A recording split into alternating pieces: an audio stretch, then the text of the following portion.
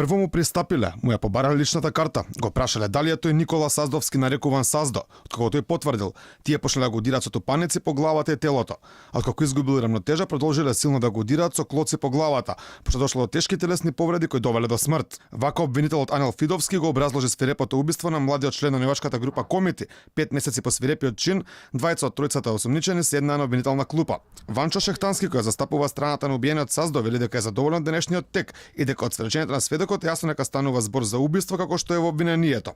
Оние шпекулации што се јавија дека повредата е настаната при пат и удар, ги демонтираме со оглед на исказот на сведокот на денешниот претрес, каде што беше децидно и јасно, со оглед на тоа и дека настанот траел повеќе од минут, што значи дека во континуитет имаме повеќе удари кои што довеле до кривичното дело кој што се става на товар.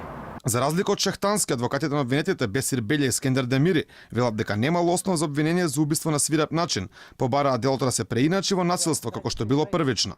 Тврдат дека обвинетите сакале да го истепат, но не и да го убијат Саздо. Самото сведочење на девојката на починатиот Саздовски се воспостави дека практично намерата на овие обвинети не било воопште да го лишат од живот, туку да го истепат. Денеска сведочеше еден од 4 сведоци во случајот малолетната девојка на Саздо, која пред судот алармираше дека добивала телефонски закани. Нејзиното сведочење беше затворено за јавноста поради тоа што таа е малолетна. Процесот продолжува кон крајот на ноември.